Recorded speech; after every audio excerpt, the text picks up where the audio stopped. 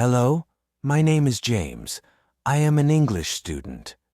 This is my story. I want to share my life in London with you. I want to tell you about my amazing teacher. You can read my story and learn English along with me. Chapter 1. How it began. On a lovely summer day, I am traveling on a train. Two women are sitting across from me. They are speaking English. I don't understand much because I am a beginner in English. I don't know many words. I decide to try speaking to them. I use my basic English to say a few words. The women understand what I mean. I feel happy. I tell them that I want to improve my English. They tell me they are from England and are returning from a conference. We talk for about 10 minutes. My station is the next one. I say goodbye to them. They give me their contact information and invite me to visit them in England. After this meeting, I practice English every day. I translate texts and watch English movies. In 6 months, my English has improved a lot. It is much better, but I want to learn more. I decide to go to London to study English. When I am in London, I go to school. My first class is on Monday. I meet my teacher and classmates. My teacher is nice. We say our names and where we are from. Then the lesson starts. Our teacher asks us how we learn English. She says she can teach us a simple way. She tells us we don't need to study a lot or read books, but we should use English a lot. This is good for me because I don't like studying or books. Next, we talk about why learning languages is important. Our teacher says we need languages to talk to others and understand ideas.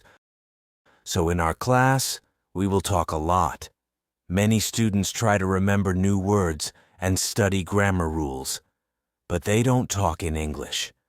We need to learn new words and grammar, but we don't have to study them a lot. I like what our teacher says. Our lesson goes on. We talk about our hobbies and what we do in our free time. We talk with our classmates or our teacher. We talk during the whole lesson. I like it. It makes me happy. This way of learning is really good for me. That teaches me that if you want to learn English, you should use English to communicate. Chapter 2.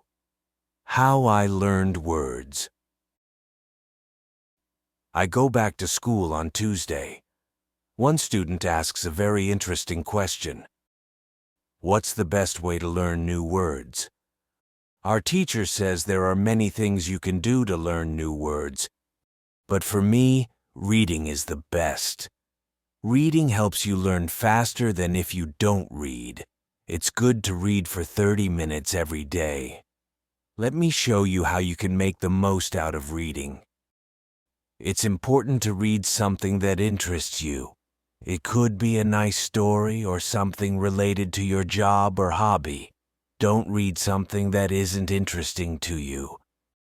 It's helpful to read something where you know most of the words.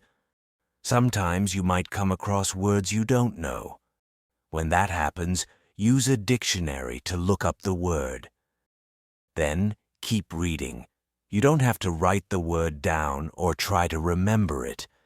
Just look it up and keep reading. Focus on understanding the text. When you see another new word, do the same thing. This method is simple. You read and translate new words. That's it. Reading also helps you understand how words are connected in sentences. You see how to use words correctly together.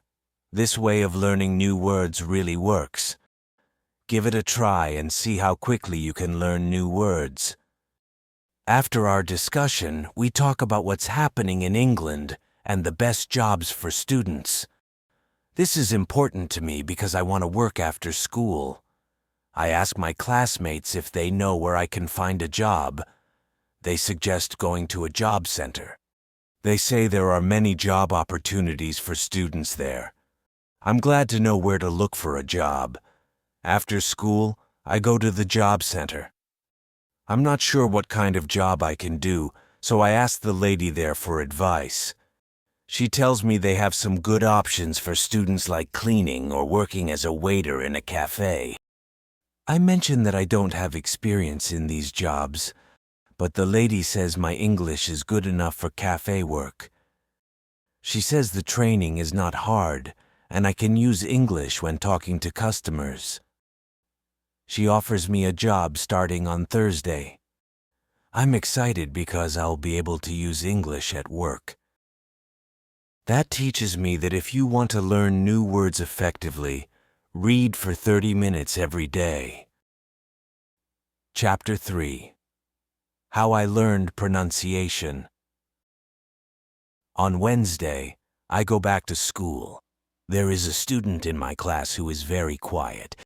He's from South Korea. He doesn't talk much, and I notice he often looks nervous.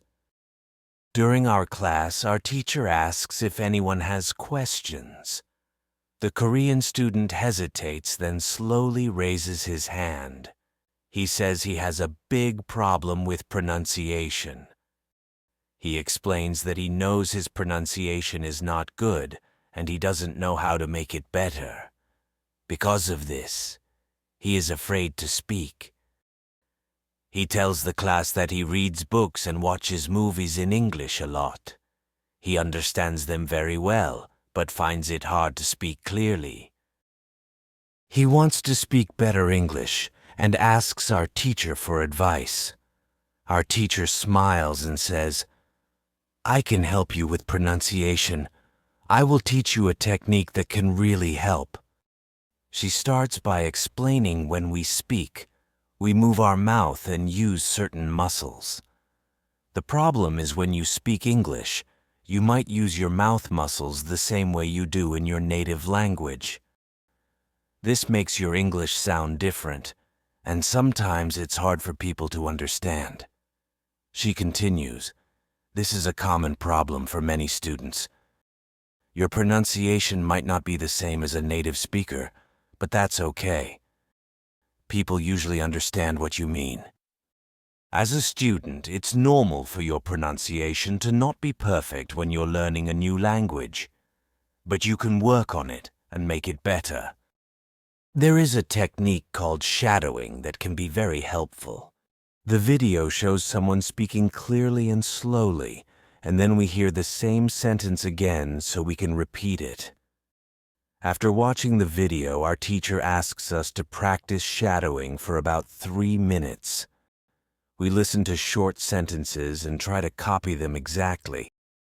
It feels a bit strange at first, but soon we start to get the hang of it.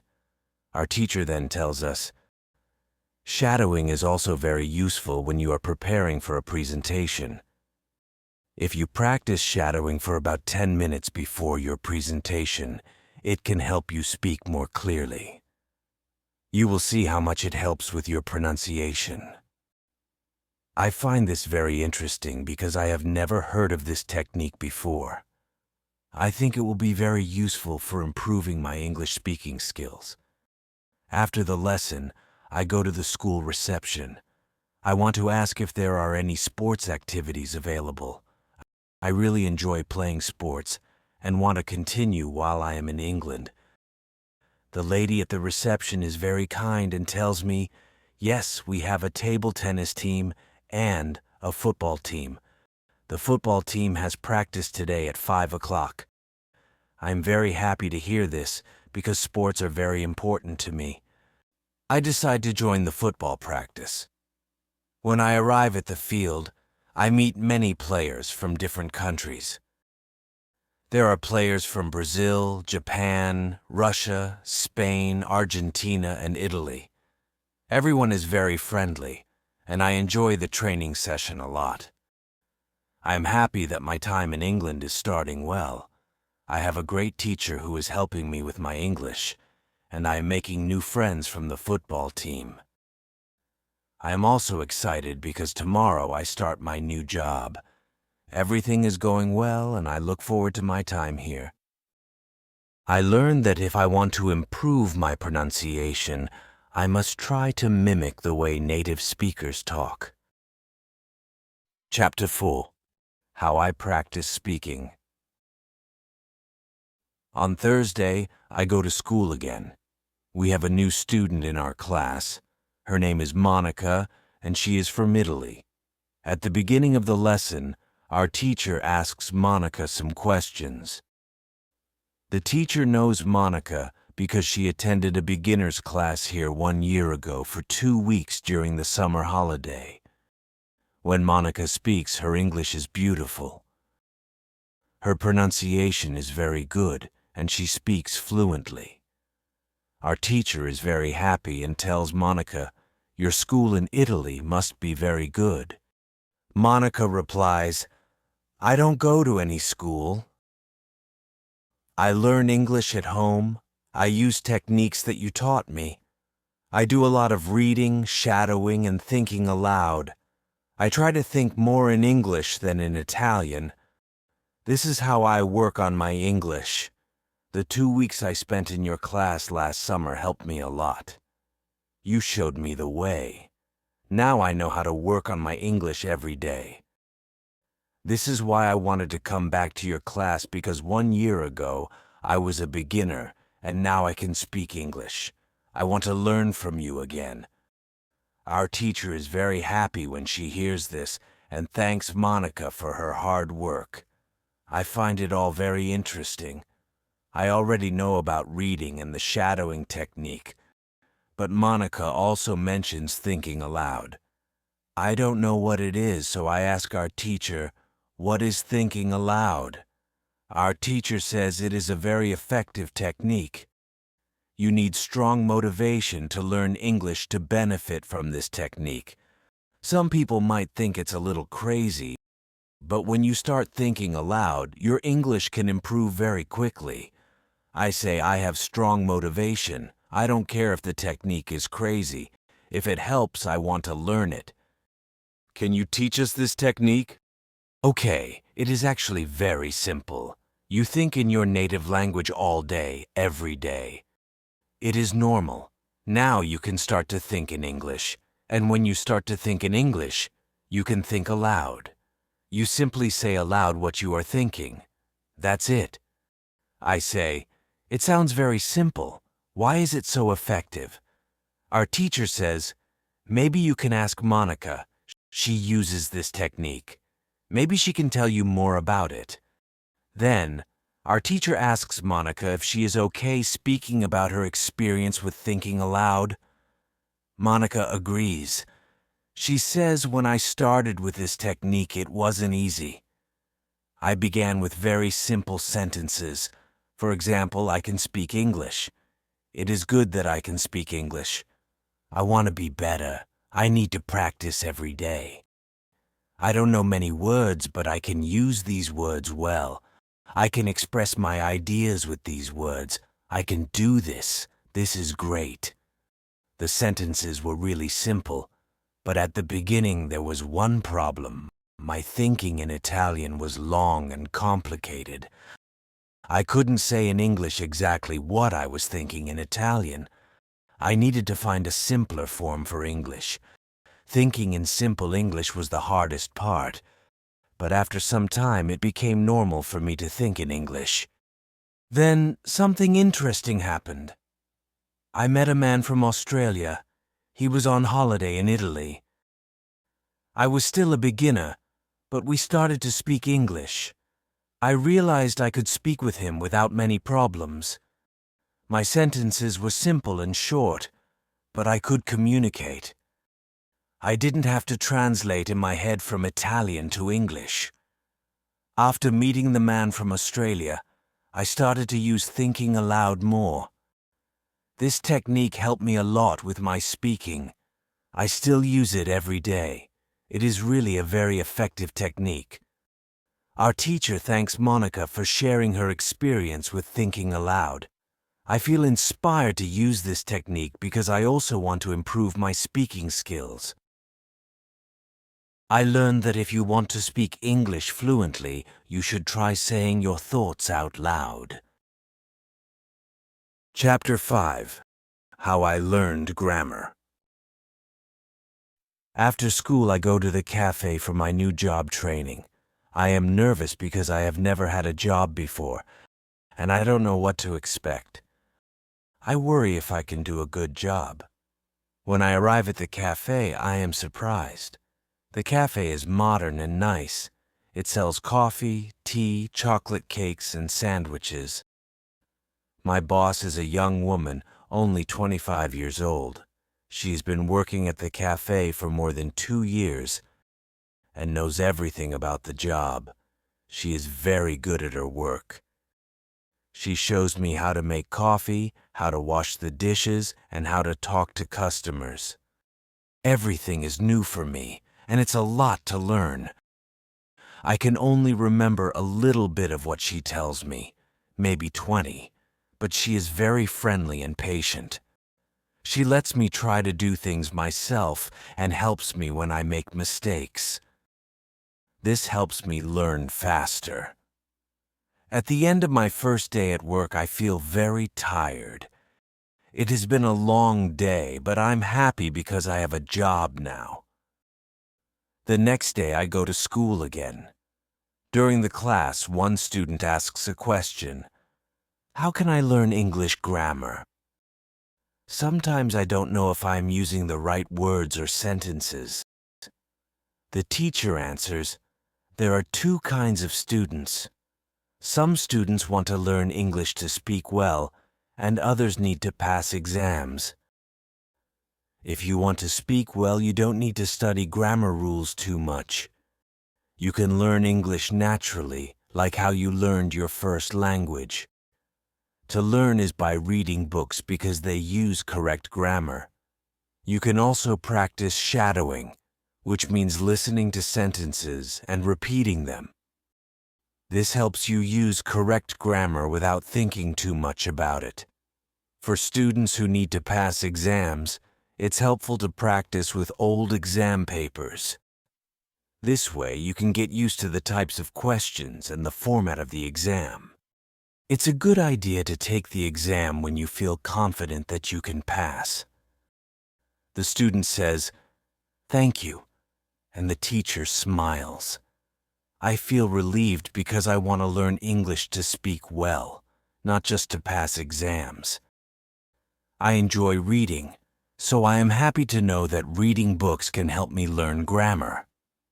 In the afternoon, I go back to the cafe for my second day of work. I am getting better at my job and can do many things on my own. My boss still helps me when I need it. I find that the job is not too hard, and it is a good way to practice my English with customers. I realize that if you want to have good grammar, just read a lot. Chapter 6. How I handle mistakes. On Tuesday, I go to school again. One student asks our teacher an interesting question. She says, I want to practice speaking with people, but I don't want to make mistakes. I don't want to look stupid. Can you help me? Our teacher answers, making mistakes is a very interesting topic. Many people have different opinions about it. I want to tell you what I think is best. I have a lot of experience with this because I also learn new languages. For example, I am learning Spanish right now. When I speak Spanish, I don't worry about making mistakes. The reason is simple. When I learned my native language, I didn't care about making mistakes. My main goal is to share my ideas when I speak any language. That's all that matters to me. I know that if I read a lot, speak, and do shadowing, repeating what I hear, my Spanish will get better and better. This might sound simple, but it's what I've learned after many years of teaching and learning languages. It works well for me and for many of my students. When I speak, I focus only on speaking. Right now, I know 1,500 words in Spanish. That's about the same as a 2-year-old child. 2-year-old children make many mistakes when they speak, but they don't worry about it. They keep using their language, and by the time they're 3 years old, they make fewer mistakes. By the time they're 4 years old, they usually speak very well. You can do the same. Most of you know about 2,000 words in English, so it's okay to make mistakes sometimes. As you keep using English, you'll make fewer and fewer mistakes. It's impossible to reach a higher level without making mistakes. When you practice English, it's okay not to be perfect. Perfection comes with practice.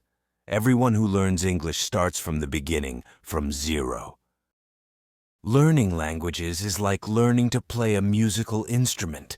You need to practice. When you start, it's not perfect and you make mistakes. This is normal. It's a necessary part of learning. If you don't go through this period of making mistakes, you can't get to a higher level. As you keep using English, your mistakes will gradually go away. To make fewer mistakes, do a lot of reading and shadowing. When you read, you can read aloud, which helps too. In real conversations, focus only on sharing your ideas. Don't worry about making mistakes. When you speak, you practice turning your ideas into words. You don't learn grammar or new words during this time. You have other activities for that. Don't worry. Everyone who learns a foreign language makes mistakes sometimes. Famous people, big company bosses, and politicians make mistakes too. When you see them on TV, they don't worry about their mistakes. They care about sharing their ideas. You can do the same. Does that make sense? The girl says yes, thank you. So I understand if I want to make fewer mistakes, I must do a lot of reading and shadowing. Chapter 7. How I Remember Words. On Wednesday, I go to school as usual. At the start of the lesson, one student shares a problem she is facing. She says, "I have started reading more books to help improve my English. It's helping my grammar, but I'm having trouble remembering new words. When I find a word I don't know, I look it up in the dictionary. But sometimes when I see the same word again just 10 minutes later, I can't remember what it means. I have to look it up again. Can you help me with this?" Our teacher nods and says that's a common issue for many people learning a new language. It's normal not to remember a new word right away. Usually you need to see or hear a word several times before you can remember it well. This process is completely natural and happens to everyone. The teacher then explains when we learn new words, they go through different stages like steps. You have to go through these steps before you can remember and use the word easily. There are 5 stages in total. She describes each stage in detail. First stage. This is when you see a word for the first time. You don't know what it means, so you look it up in a dictionary. This is the beginning of learning the word. Second stage. When you see the word again, you might recognize that you've seen it before, but you still don't remember its meaning. You look it up in the dictionary again. This repetition is important for learning. Third stage. At this point, when you see the word, you might have a sense of what it means, but you're not completely sure. You might remember if it's related to an object, an animal, or a verb, but not the exact meaning. Fourth stage. Now, when you see the word, you understand what it means. However, you might not be able to remember the word when you want to use it in speaking. This is known as passive vocabulary. You understand it, but you can't use it easily. Fifth stage. Finally, you reach a point where you can use the word when you speak. It becomes part of your active vocabulary. You know the word well enough to use it without thinking too much. The teacher reassures us it's normal to go through these stages. You can't skip them. It takes time and practice. Even if you forget a word after looking it up, don't worry. It's part of the learning process. Each time you see or hear the word, it helps you move to the next stage. She continues, it's important to be patient with yourself. Celebrate small successes like recognizing a word or starting to remember its meaning. These are all signs that you're making progress. I find this explanation very helpful.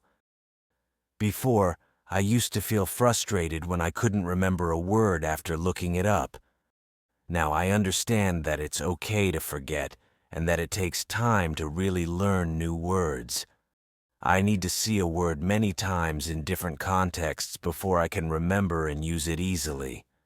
After school, I go to my football training. Our coach has some exciting news for us. He tells us that there is a match on Saturday. Our school team will play against another school team from Cambridge. The coach asks me to play for our school team.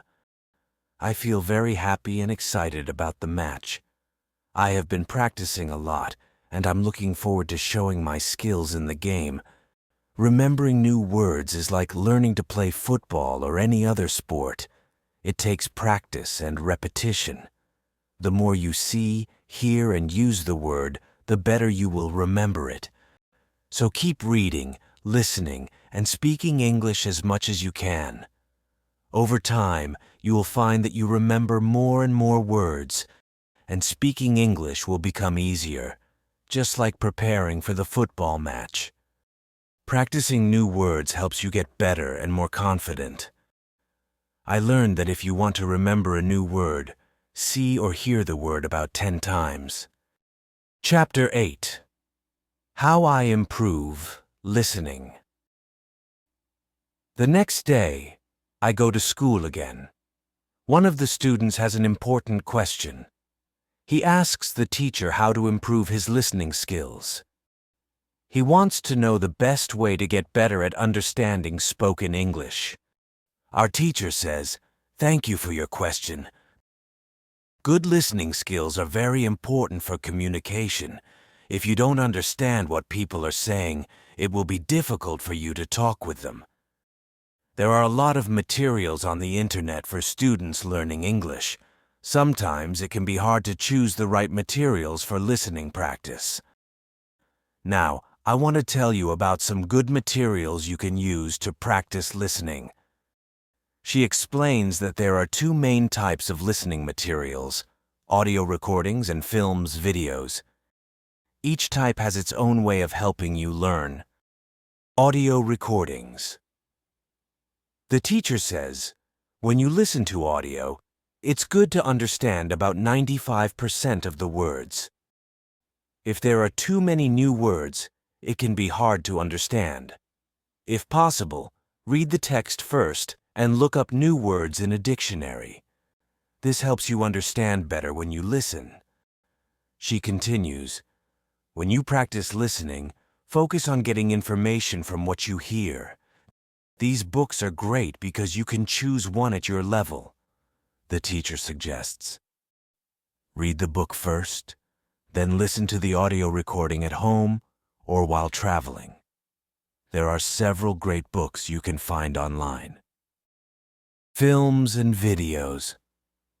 The teacher says the second type of materials you can use are films and videos, such as those on www.youtube.com. These are also very helpful. You can start using them when you know around 2,000 words in English or more. She explains the method. When you watch a film, start by watching it with subtitles. This helps you understand the story. Then watch the film again without subtitles. If you like the film, you can watch it multiple times. Each time you watch it, you'll understand more. She continues, it's also good to watch videos about topics you find interesting. For example, if you like nature, watch documentaries about nature. You can also watch reality shows. They are usually easier to understand because they have a simple structure. Daily listening practice. The teacher advises, it's important to listen to English for at least 30 minutes every day. When you listen, focus on what you already understand, even if you only understand a little. At the beginning, it's better than nothing. Over time, this percentage will increase. Always celebrate your progress, like understanding a new sentence. Does this information help you? Yes, says the student. Thank you. The topic of listening is very interesting to me. Now, I know what to do to get better at listening. This teaches me that if you want to be good at listening, remember to practice listening for 30 minutes every day. Chapter 9. What you need before starting English. On Friday, we had an interesting conversation in our class. Our teacher asked us a thought-provoking question. Do you remember your first impulse to learn English? Do you remember the moment when you started to learn English? I raised my hand and said, yes, I remember when I first became interested in English. The teacher smiled and asked me to share my story with the class. I began. First, I have to say that English wasn't always my favorite subject. I started learning English in high school, and at the beginning, it was very difficult for me. The structure of the language seemed illogical, and I struggled to remember words and learn grammar. It felt like a hard task, and by the time I finished high school, I was still only a beginner. I couldn't speak English well and believed that learning it wasn't possible for me. I continued, then something changed. I have always loved music, and when I was 20, I started listening to the Beatles. Their music fascinated me, and I wanted to understand the lyrics of their songs. So I began translating the lyrics into my language. Slowly, I started to understand more and more. Around the same time, I met two ladies from England on a train. We had a simple conversation, but it was a breakthrough for me.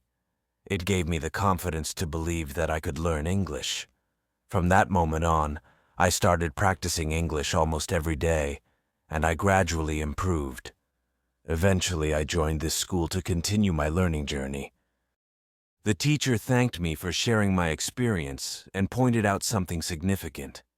She said, "Your story highlights the importance of motivation in learning a new language. Initially, you didn't have much motivation, but once you found a reason to learn, understanding the Beatles' songs, it made all the difference." Motivation is crucial. When you have a reason to learn, you can make great progress. Without it, learning is much harder. After my story, our teacher asked everyone in the class about their motivations for learning English. The stories were diverse and inspiring. One girl wanted to read historical books in their original English.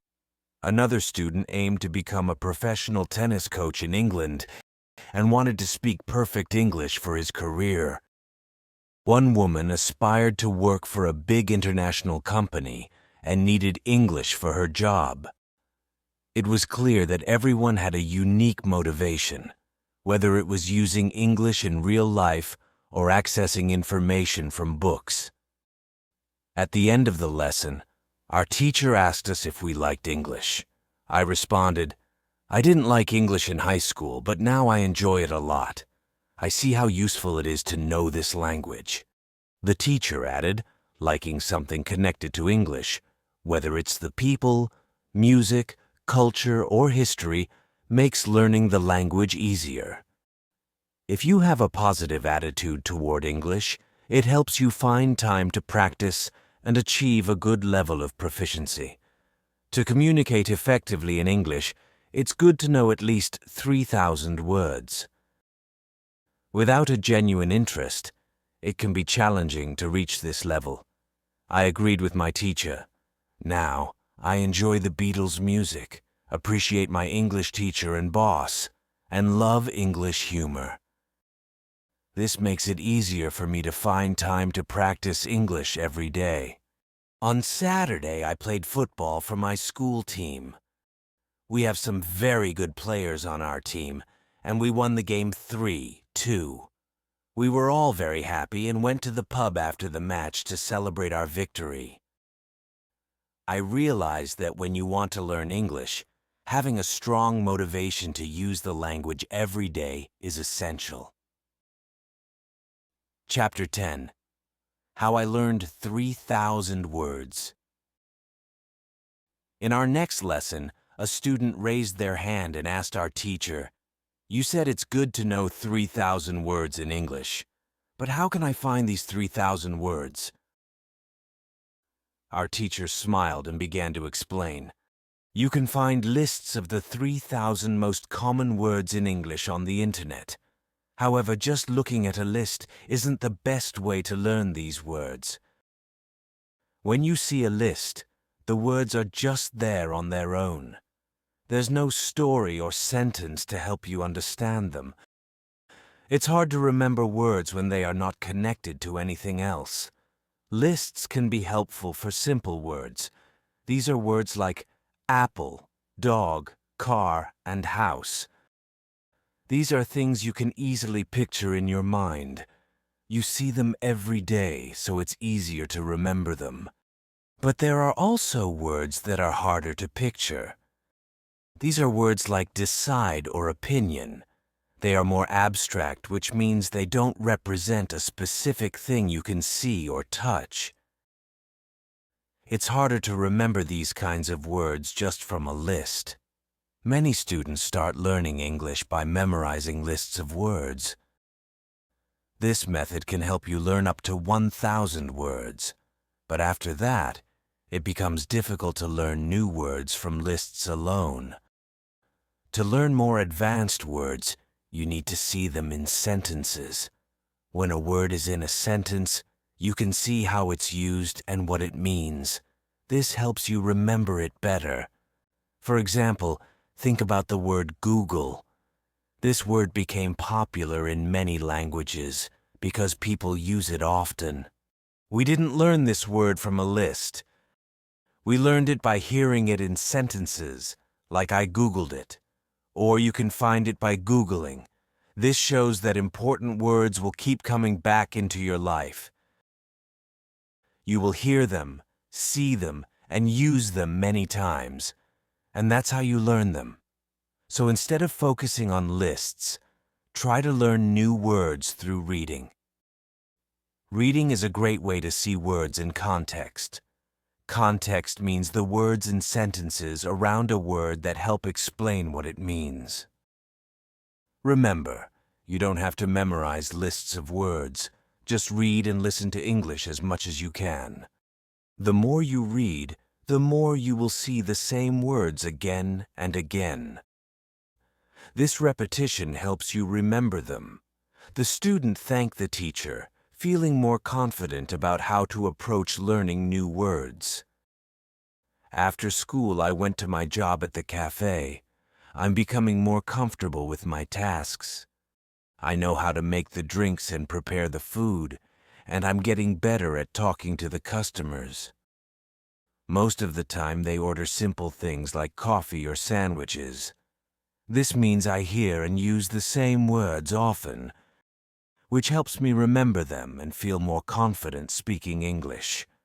However, something surprising happened that day. A customer came in and asked me a question I didn't understand. It was a bit shocking because I had been feeling so confident. I realized that there's still so much to learn, but that's okay. Every day is a new opportunity to learn and practice more.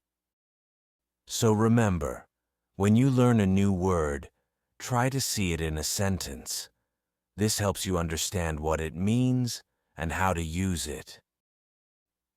And keep practicing every day, whether it's reading, listening, or speaking. The more you use English, the more you will improve. Chapter 11.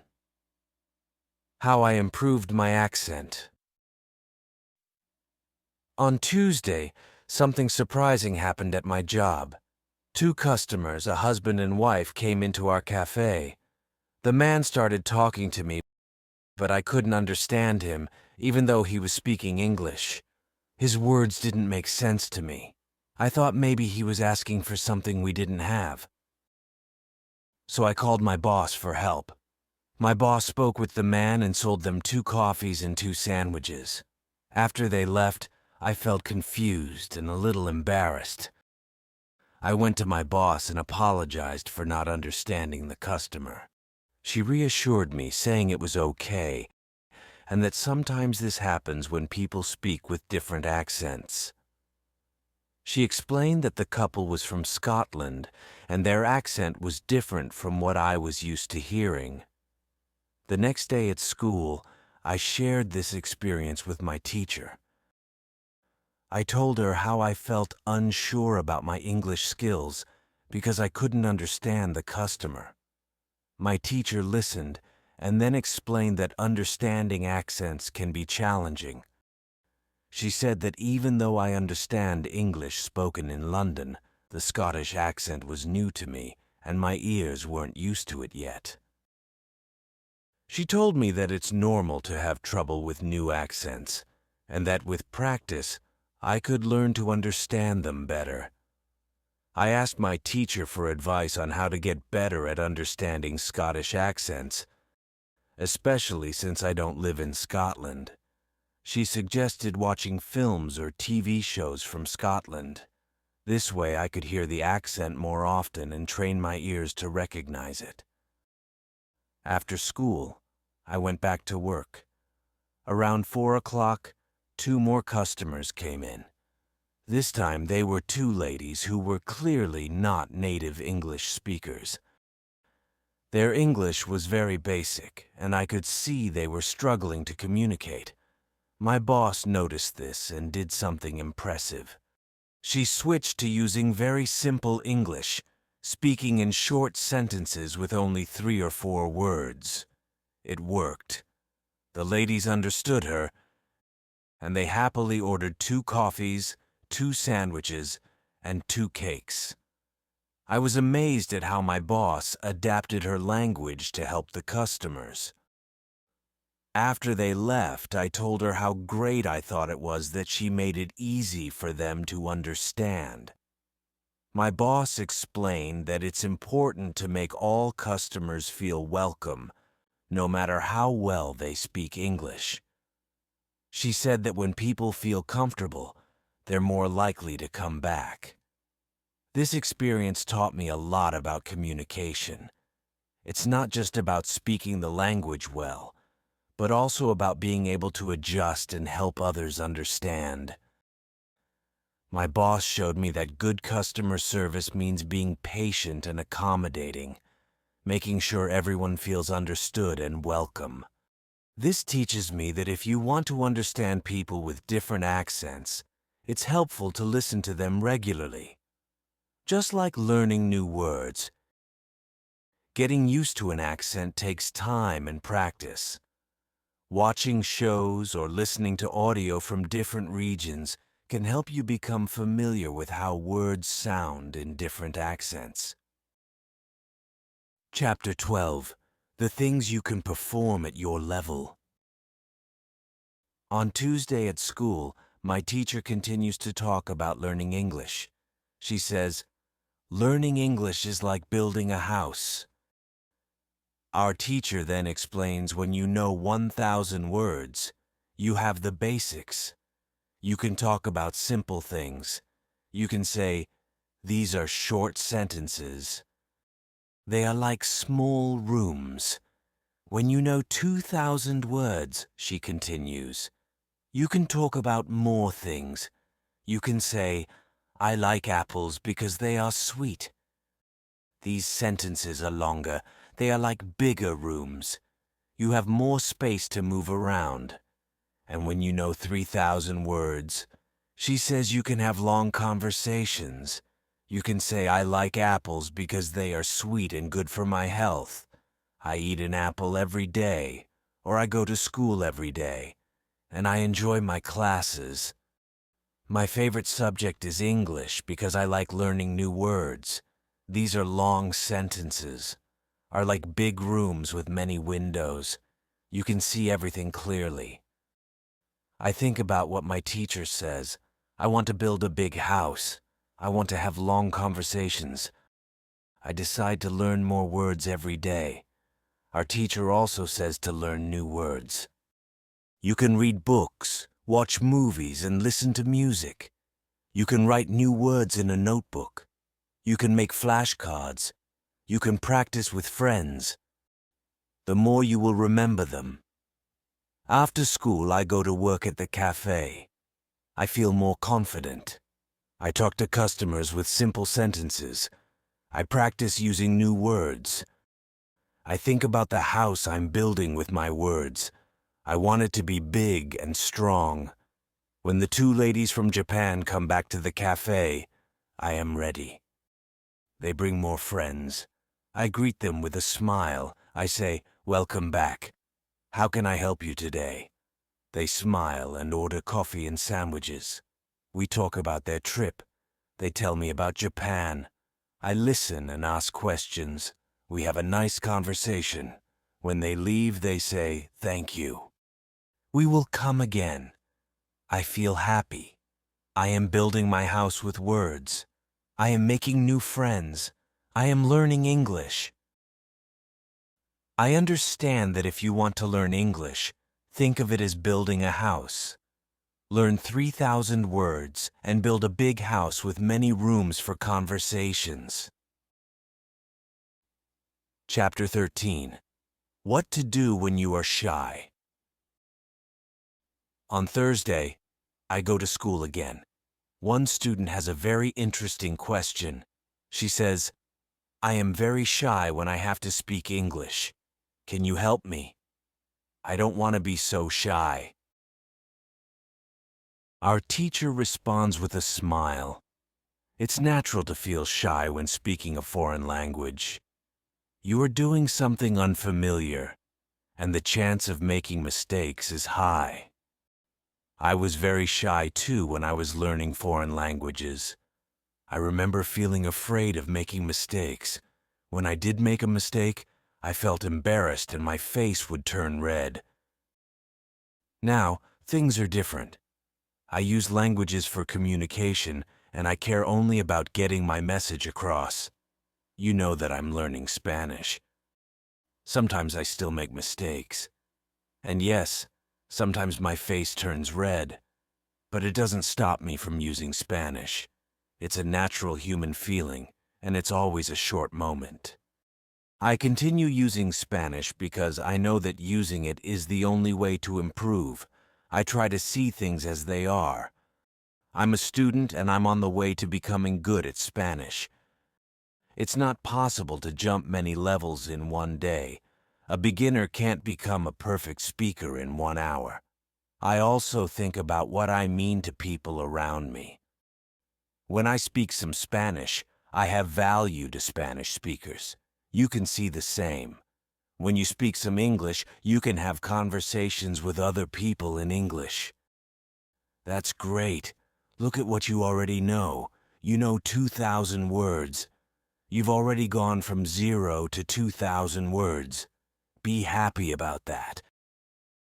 She continues, some students feel that knowing English means speaking like a native speaker, having perfect pronunciation, perfect grammar, and speaking without mistakes. They think that if they're not doing that, they don't know English. They feel shy because they're not perfect. These students are too hard on themselves. It's not necessary. You're great because you already speak some English. Continue working on your English, and your shyness will gradually go away. I like what our teacher says. I am also sometimes shy. I know I need to practice speaking a lot, but in some situations I don't want to look stupid. So I don't speak as much as I can. I decide to be braver and use these situations to practice more. Then another student asks, Sometimes I want to say something, but I don't know the word I need. Then I stop, and I don't know what to do. In these situations, I feel very stupid. Then the next time I have a chance to speak English, I don't want to speak because I don't want to feel stupid again. Can you help me with this? Our teacher says when you start speaking English, you need to prepare for situations where you don't know a word. In these situations, you need to learn how to describe the word. This ability is very important when learning a new language. You need to train yourself to express ideas with the vocabulary you have. For example, if you don't know the word key, you can describe it as a small thing for opening a door. You already describe words in your native language, but you might not realize it. If you don't know the word for something, you describe it to the other person so they understand what you mean. You can do the same thing in English, but you need to practice this skill. Thinking aloud is a great technique to improve your ability to describe things. Use thinking aloud every day, and your ability to describe things will get better. Our teacher's advice makes me feel better. It's okay to be shy, but it shouldn't stop me from using English. I decide to practice speaking more and to be patient with myself. Learning a language is a journey, and every step forward is a success. Remember, it's normal to feel shy when speaking a new language. Making mistakes is part of learning. Focus on communication, not perfection. Practice describing words you don't know. Use thinking aloud to improve your descriptive skills. I became aware that when you want to learn English, use it as much as possible. Don't let shyness stop you. With practice, you will improve and feel more confident. Chapter 14. You have a talent for learning English. The next day is Friday and I go to school again. I am very happy because I like my school. I like my teacher. I like my classmates.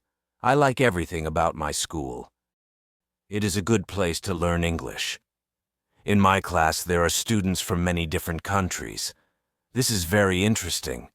Some students are from Europe. Some students are from South America. There is also one student from Japan and one from South Korea. This is good for me because the students don't speak my native language.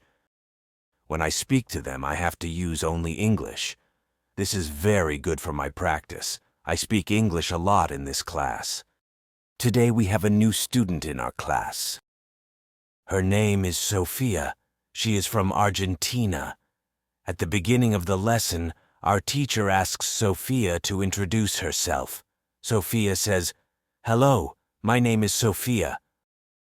I am from Argentina. I think I don't have a talent for learning languages. My sister learns English very fast, but for me it is difficult. I want to work hard to be better at English." Our teacher listens to Sophia and then asks her, "Why do you think you don't have a talent?" Sophia answers, "I think I don't have a talent because my sister learns English very fast. But for me, it is difficult."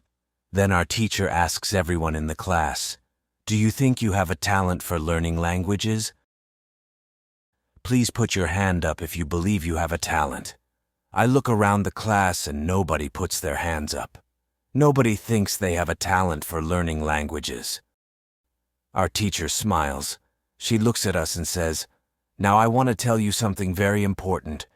Many people think that you need to have a talent if you really want to learn a new language. I agree. Yes, you need to have a talent if you want to learn a new language. But I also believe that you already have a talent for learning languages.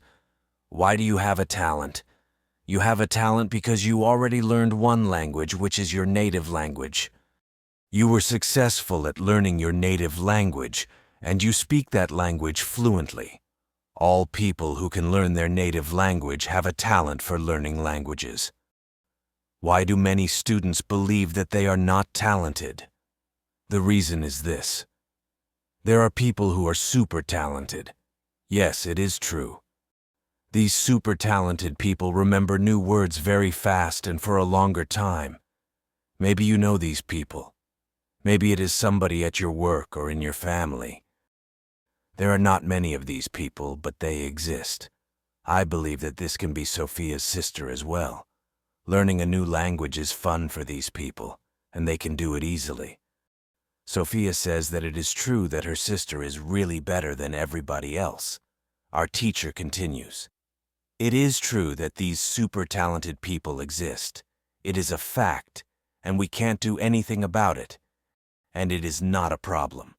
The problem is that we compare ourselves to these people, and if we don't learn as fast as they do, we think we are not talented. I want to ask you for one thing. Please do not compare yourself to these super talented people. Yes, they are lucky and they have an advantage. But you can be lucky too, and you are super talented at other things. Maybe you are more talented than others when you learn to sing, swim, play tennis, count numbers, cook, or repair cars. People are not all the same. It is a beauty of this world. Now you can believe that you are also talented. Maybe not super talented, but talented. When you believe that you are talented, learning English will be easier for you. These words from our teacher are very helpful for us. I know that I'm talented at playing football and tennis. Now, I know that I'm also talented at learning English. It is great. And what is also great is that there is a school party in the evening. I really look forward to this party. I know that some girls from our class are going. I hope our new student Sophia is also going to the party. I know Sophia for only one day, but I like her very much. Remember, if you can speak your first language, then you have ability for learning English. Chapter 15. You can speak English fluently. On Monday, I go to school again. Our teacher asks us about the school party on Friday. One student says the party was great. We had a lot of drinks and fun. The girls from our class liked the party too. I liked the party a lot because Sophia was there. I could talk to her and we danced together. It was very nice. 2 boys from my football team were also at the party. These boys are from Brazil. Their English was basic. They could speak only in short sentences, but they were very funny at the party. They made a lot of jokes about life in England, about other players from our team, and about girls from their class. Their sentences were very short with only 3 or 4 words, but they were able to speak fluently. When we talk about the party, I tell my teacher, it was interesting to see that someone who doesn't know many words can already speak fluently. I know some students who are at a much higher level, and they can't speak fluently. My teacher says the 2 boys from your football team showed you the right way. The boys used what they knew. They cared only about what was important. It was communication. Then one girl asks, so what can we do if we want to speak English fluently? Go to parties and make jokes. My teacher says, first let me explain what fluent speaking is. Many students think that fluent speaking is fast speaking with a lot of words and perfect grammar, but there is a better definition of fluent speaking. Fluent speaking is speaking without long pauses. Some people can do it at 1,000 words. Some people can do it at 2,000 words. But there are also people who know 3,000 words and aren't able to speak fluently. If you want to speak fluently, you have to practice speaking. There is no other way to improve your fluency. Speaking is a physical activity. It is like playing a musical instrument. If you want to play a violin, you need to train the connection between your brain and the muscles in your fingers. When you want to speak well, you need to train the connection between your brain and the muscles in your mouth. Some students have an interesting experience. Maybe you have this experience too. You meet a foreigner who wants to speak with you in English. You want to say ideas that are in your head, but you aren't able to do it. You can't find the right words. Then, when you end the conversation and play it back in your head, you can see that you actually know the right words. But the conversation is already finished. Why do you have this experience? Because you have little training. Your speaking isn't automatic. And it is not automatic because you don't practice it often enough. When you want to speak fluently, I recommend speaking for at least 30 minutes a day. You can speak to a real person. If you don't have a real person for a conversation, you can do thinking aloud. It is necessary to really think aloud and not only think in your head. You need to practice the connection between your brain and your muscles. You can do this by thinking aloud. Does it make sense? Yes, says the girl. My teacher continues, fluency is not just about knowing many words. It's about being able to use the words you know smoothly and naturally. The boys from Brazil show that you don't need a huge vocabulary to be fluent. They use simple sentences and basic words, but they communicated effectively and made everyone laugh. This is the essence of fluency, being able to communicate your ideas clearly and without hesitation. Many students believe that they need to know thousands of words and have perfect grammar to be fluent. This is a common misconception. Fluency is about flow. It's about being able to keep a conversation going without stopping to think too much about what you want to say next. Of course, knowing more words can help, but it's not the only factor. Think of fluency like a river. A river flows smoothly and continuously. It doesn't stop and start. To be fluent, your speech needs to flow like a river. You achieve this by practicing regularly, just like you would practice playing a musical instrument or a sport. Let's take an example. Imagine you are playing the piano. At first, you might struggle to play a simple song. Your fingers don't move the way you want them to, and you make mistakes. But with practice, you get better. Your fingers learn where to go, and you can play the song smoothly. Speaking a language is similar. Your brain and mouth need to practice working together. The more you practice, the smoother and more fluent your speech becomes. There is a technique called shadowing that can help you improve your fluency. Shadowing is when you listen to someone speaking English and try to speak along with them at the same time. This helps you practice the rhythm and intonation of natural speech. You can do this with videos, podcasts, or even songs. Find something you enjoy and practice shadowing every day. Another important aspect of fluency is confidence. Sometimes students know the words and have the ability to speak fluently, but they are too shy or nervous. This can cause them to hesitate and lose their fluency. It's important to build your confidence. Remember that making mistakes is okay.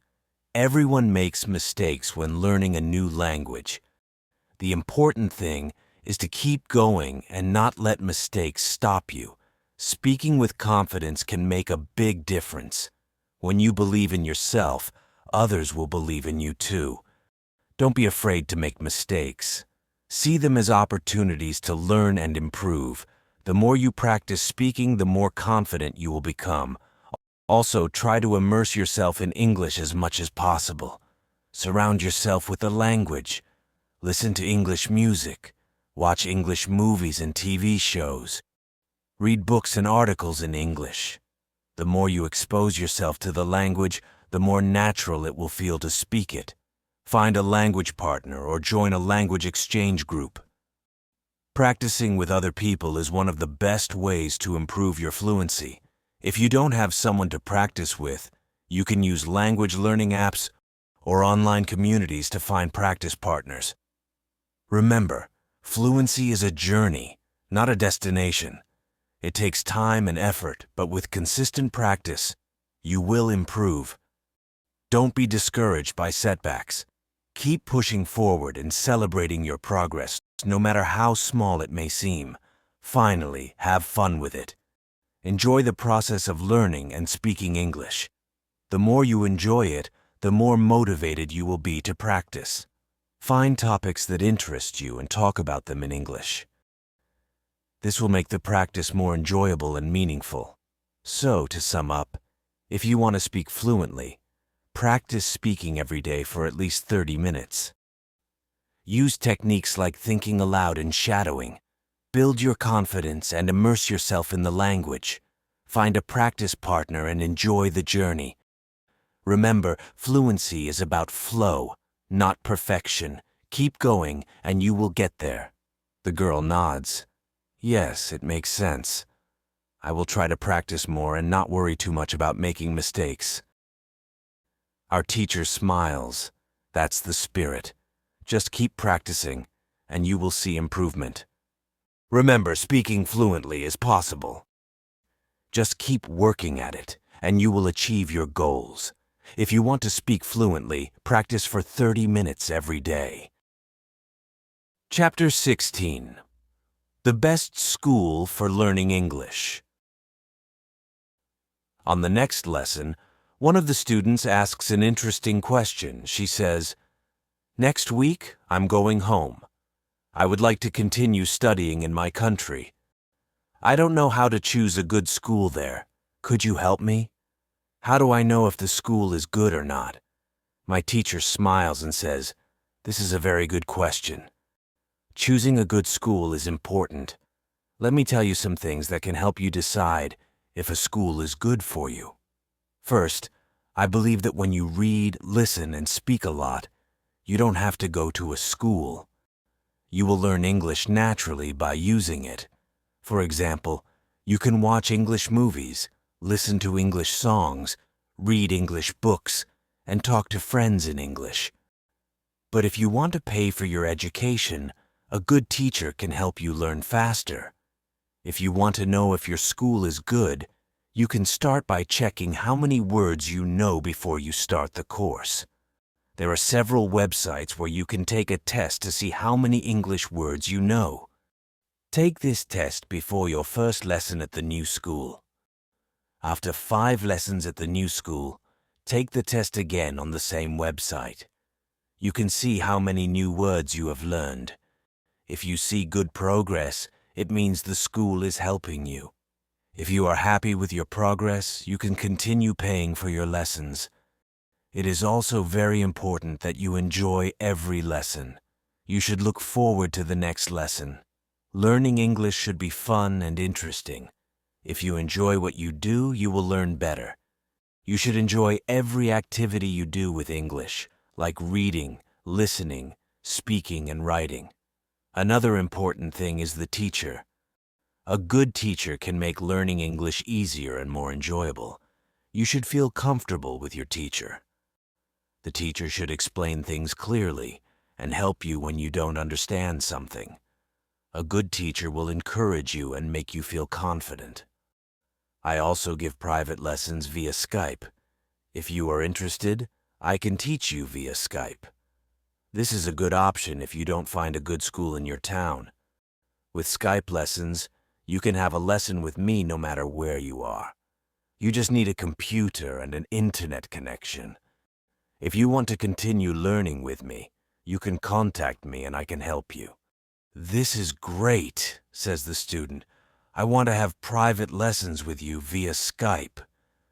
This is great news for me too. I didn't know that it was possible to have a private lesson with my teacher. Soon I am also going back to my country, and I want to have private lessons with my teacher. Having private lessons means you can have more personal attention. The teacher can focus on what you need to learn. You can ask questions and get answers right away. You can practice speaking a lot because it is just you and the teacher. This is a very good way to learn quickly. When you go to school, you have to see your progress and enjoy every lesson. It is important to see that you are improving. It makes you feel good and motivates you to keep learning. To sum up, if you want to choose a good school, you should check your progress. Take a test to see how many words you know before you start and after a few lessons. Make sure you like your lessons and look forward to them. Have a good teacher. Your teacher should make learning fun and easy to understand. Consider private lessons. If you don't find a good school, think about having private lessons on Skype. Learning English is a journey. It should be enjoyable and rewarding. When you enjoy learning and see your progress, you will be motivated to learn more. So, choose a school or a teacher that makes learning English fun and exciting for you. Chapter 17. What to do when you need help. It is Wednesday, and I go to school again. At the beginning of the lesson, Monica has a question for our teacher. She asks, "How do you know all this? Where did you learn information about studying languages?" Our teacher smiles and says, "That's a great question, Monica. There are many ways I get information about learning languages. Let me tell you about them.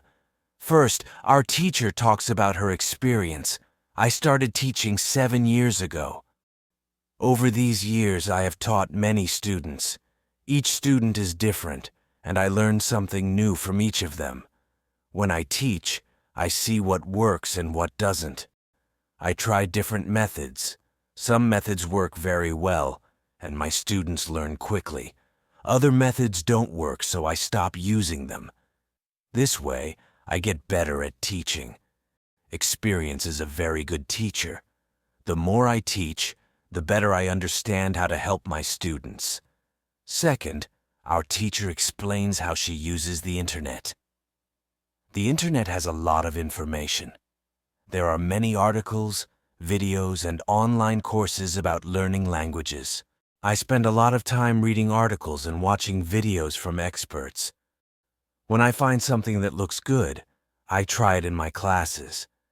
If it works well, I use it more. If it doesn't work, I look for something else. This way, I am always learning new ways to help my students. The internet is a great resource because it has the latest information about language teaching. Third, our teacher talks about her friend, who is also a teacher. I have a very good friend who is also a language teacher. We meet often to talk about our teaching. Sometimes she tells me about a new method she tried in her class, and it worked well. I then try it in my class. Having a friend who understands teaching is very helpful. We support each other and learn from each other. It's like having a study buddy who keeps you motivated and inspired. Then, our teacher shares the most unique way she gets information, which she calls her magic park. Monica's eyes widen with curiosity as she asks, "This is interesting. How do you get the answers in the magic park? Where's the magic park? Can we go there too?" Our teacher chuckles softly and says, "What I'm going to tell you now may sound a bit unusual, but it works for me. I believe that if you have a question and you ask the universe for an answer, the answer will come. When I have a question and can't find an answer, I go to the magic park." She continues, "The park is not very far from here. It's a beautiful place with tall trees, colorful flowers, and a calm pond. Many people go there to relax and enjoy nature. I call it my magic park because it's magical for me. When I go there, I feel peaceful and open to new ideas. When I arrive at the park, I find a quiet bench to sit on. I sit down, close my eyes, and take deep breaths. I relax my body and try to clear my mind of any thoughts. Then I ask my question. I don't expect an immediate answer. I just let the question float in my mind and stay open to any ideas. That might come. Sometimes the answer comes as a new idea or insight that pops into my head while I'm sitting there. Other times, the answer comes later. It could be during a conversation with someone who mentioned something relevant to my question. Or I might come across an article or video online that provides the information I need. Sometimes the answer comes in the morning when I wake up, and I have a fresh perspective on the problem. What is interesting is that the answers usually come. I am very happy when they do. This method may sound strange, but it works for me. The park is a special place where I feel connected to something greater than myself. It helps me find answers when I need them. Our teacher's story fascinates me. I didn't know that people could ask the universe for answers. It sounds like a wonderful way to find solutions to problems. Maybe in the future, when I have an interesting question, I can go to the park and ask for an answer too. Monica looks thoughtful and says, "This is very interesting. Thank you for sharing. I would love to visit the magic park and try it myself." Our teacher smiles and says, "You are welcome to try it. The park is open to everyone. Just find a quiet spot, relax and ask your question. You might be surprised at how the answers come to you." The lesson continues, but I keep thinking about the magic park and how our teacher finds answers there. It makes me feel hopeful and inspired. I realize that when we have a problem or a question, we should not be afraid to ask for help. There are many ways to find answers, and sometimes we just need to be open to them. When you have a problem with something, ask for help. Whether it's from a teacher, a friend, or even the universe, help is always available if you seek it. Chapter 18. How to practice English every day. The next day at school, a girl in our class raised her hand and asked our teacher an important question. She said, "Thank you for all the information you give us about learning English. Can you give us a summary? Maybe some rules that we can follow every day to help us learn English?" Well, our teacher smiled and said, "Of course, I can give you a simple summary. If you want to speak English well, there are 3 things you need to do: read, listen, and speak. You've heard this from me before, but let me explain it again in more detail." She continued, "What's really important is that you do all 3 of these activities for the same amount of time. If you only focus on 1 or 2 of these things, your progress won't be as good as it could be." Our teacher then shared her experience. She said, "From what I've seen, it's important to use English every day for at least 90 minutes. You don't have to study in a traditional way, like memorizing words or doing grammar exercises. Instead, it's good to use English in a way that feels natural and enjoyable. Let me explain each activity more carefully. First, let's talk about reading," our teacher said. "It's good to read for at least 30 minutes every day. This is the minimum. But don't just read to study English.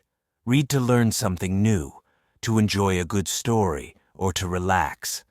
Find something that interests you, whether it's a book, a magazine, or articles on the internet. The key is to enjoy the reading. If you enjoy it, you'll want to do it more often, and your English will improve naturally." Next, she explained the importance of listening. Listening to English for 30 minutes every day is also very important, she said. Start with something simple, like easy audiobooks, news in basic English, or podcasts for learners. As you get better, you can listen to more advanced materials. When you know about 2,000 words, you can start watching movies, TV shows, and videos on the internet. Listening helps you get used to the sounds and rhythms of English, and it will help you understand more when you speak with others. Finally, our teacher talked about speaking. Speaking is the last important activity, she said. You should try to speak English for 30 minutes every day. The best way to do this is to talk with real people. It could be your teacher, your classmates, or your friends. Try to find someone who speaks English at your level or a little better, and practice speaking with them. But what if you don't have anyone to speak with? Don't worry.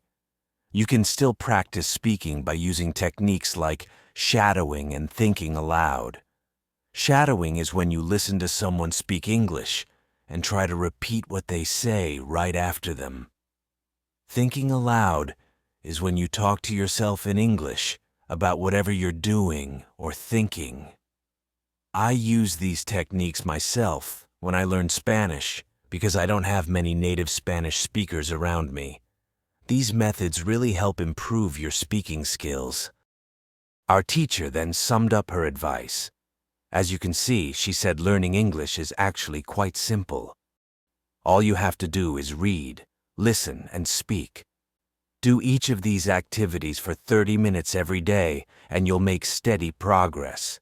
It's not about studying hard, it's about using English in a way that feels natural and enjoyable. The girl who asked the question smiled and said, "Thank you. This is really great information. You're the best teacher." I was also very happy that the girl asked this question because it was my last day at school and I needed a summary of what to do next.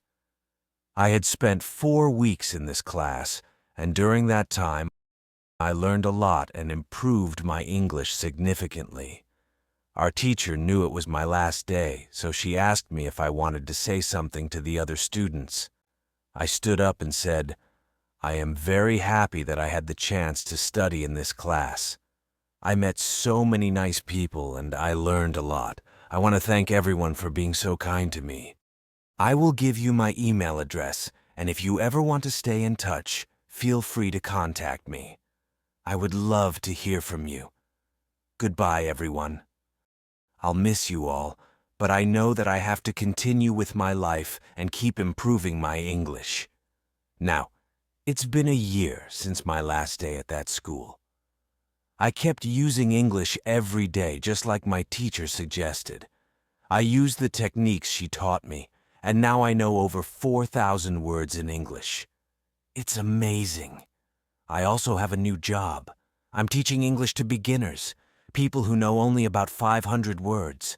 It's a good job for me because I know that I still need a lot of practice as a teacher before I can teach at higher levels. One thing that gives me confidence in my new job is that I had a great teacher in London. I learned so much from her, and now I'm trying to pass on everything I learned to my own students. I want them to be successful too. So, if you want to learn English well, remember to read, listen, and speak. Do each of these things for 30 minutes every day.